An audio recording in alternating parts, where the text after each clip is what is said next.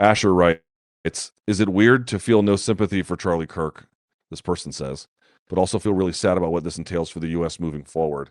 I think it depends what you mean. I think that, well, first of all, it's very easy to feel bad for what is happening to the country. I think that is,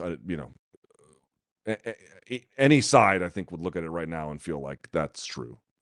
So I don't think that's very controversial. The question is like, are you allowed to not feel sympathy even if you recognize it's a dangerous situation? I'm not going to try and regulate people's emotions and regulate people's responses, but I would try and call upon their better angels and say something like, once again, I don't know if Charlie Kirk has a single opinion I've ever agreed with. I mean, maybe he does. I have no idea. But to the extent I've been able to review things he said, they're not even close to things that I would co-sign. And in fact, I would think that some of them are quite bad as arguments and as policies to put into the world, and in certain cases, extremely destructive. And that is unfortunate. But I think people need, you lose something when you lose the ability to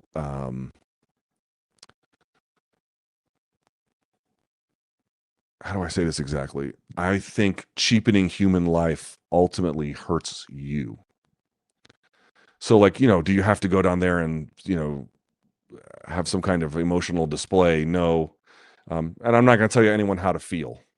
Everyone's going to feel the way that they're going to feel. And people who are big time supporters and other people who might have been like insane critics. I mostly never paid attention to what was said during these stops on tours. I mean, I was nominally aware of them or whatever, but it wasn't a focus in any way. But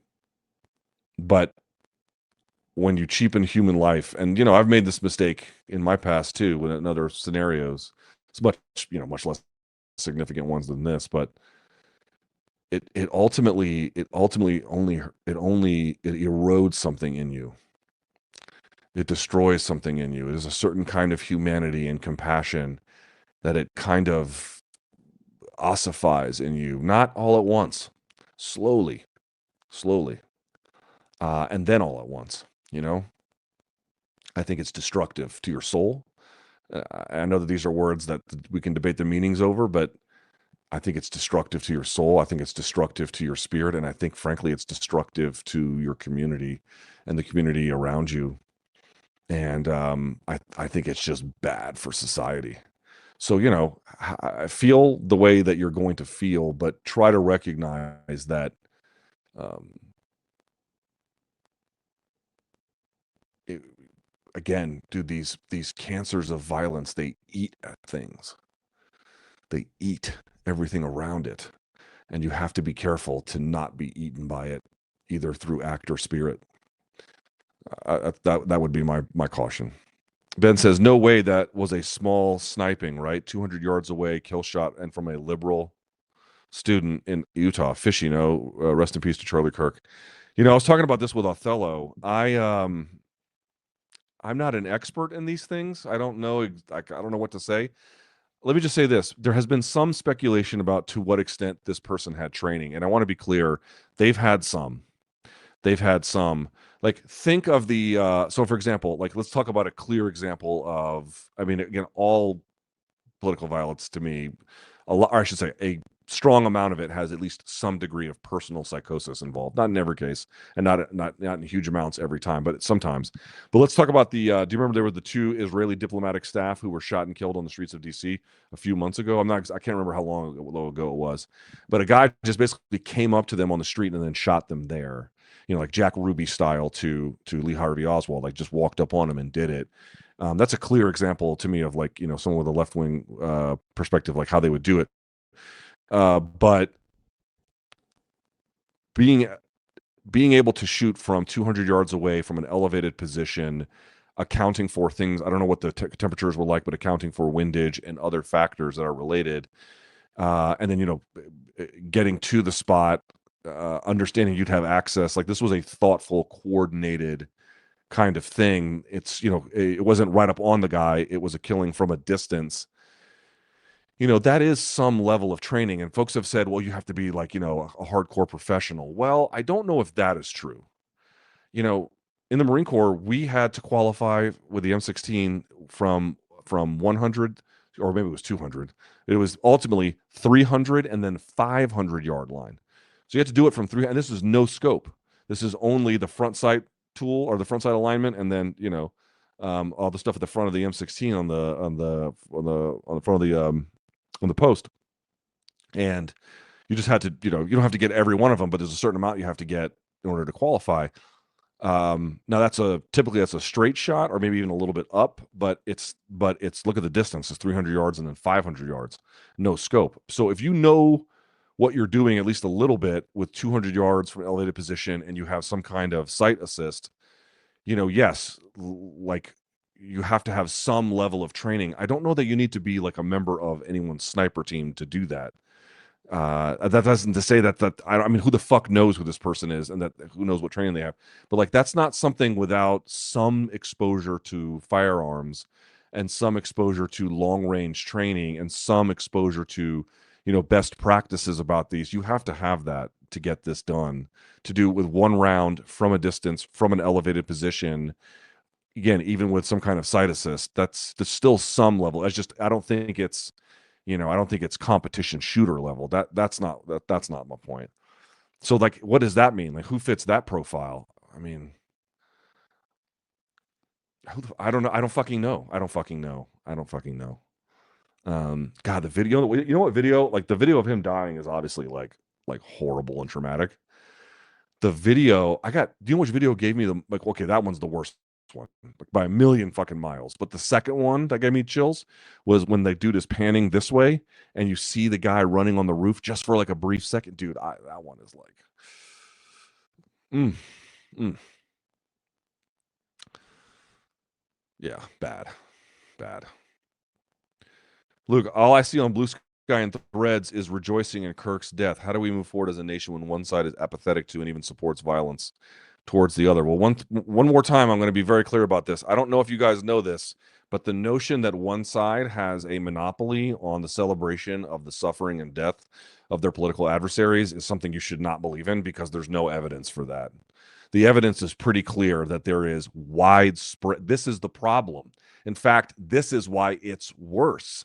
It is not one side doing it. It appears to be, in this case, I mean, we're all on the both sides, but both fucking sides, we are so frayed and polarized that there is gleeful conduct in any direction anytime something like this happens, whether it happens to your political like-minded folks or your political adversaries. That's the problem.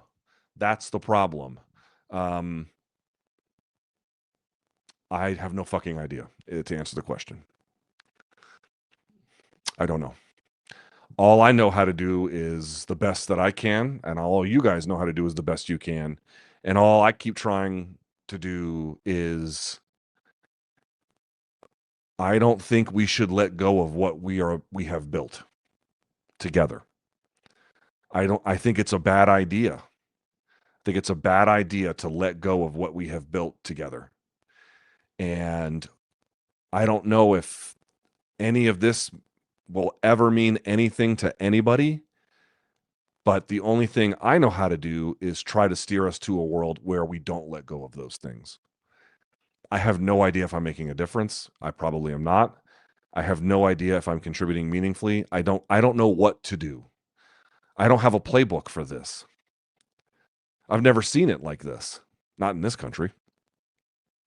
I don't know what to do. Darcy says, as an Australian, I'm confused as to why there is so much political hysteria in the United States.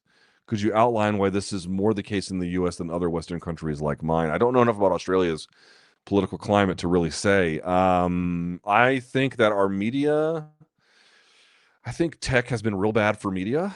I don't think that we have a healthy information pipeline, nor an accurate information pipeline, because the incentives don't build that. The incentives build the opposite of that, and that to me seems extremely destructive for maintaining democracy. I think the other part is that and I truly believe this is why you guys, I didn't always believe this. I didn't fully appreciate how true it was. I mean this sincerely. I'm telling you guys my honest to God truth.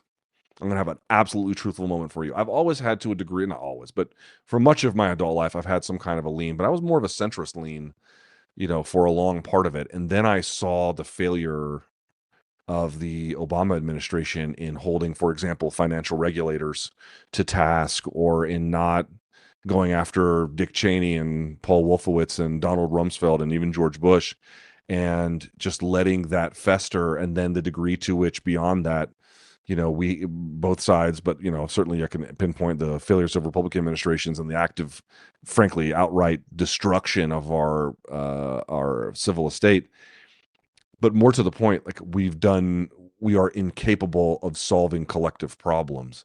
Dude, when you do that and you've got rising inequality and you've got an unhealthy information ecosystem that is pumping out, because the incentive structure calls for it to pump out disinformation quickly, as fast as possible, irrespective of the danger that it poses, irrespective of its value to truth, irrespective of any of these broader ethical and frankly like security concerns. When you mix all of that, you get an extremely combustible mixture. It'd be one problem to have one or the other. We have both, and it is accelerating. That to me seems like the problem. Um, you cannot, as a society, you cannot let inequality fester. It is destabilizing. You cannot let suffering and um, misery of a human condition, like for example how people are just left encumbered with medical debt here, or a lack of access to health care, and they have to just die sick and broke. And this happens to not to everyone, but to so many people. It destroys their lives, it destroys their families, it destroys their finances, it destroys their lineage. And we just let it continue over and over and over. These are destabilizing forces in our society. These are destabilizing forces. And we are watching the fruit of these efforts be born. And they are terrifying.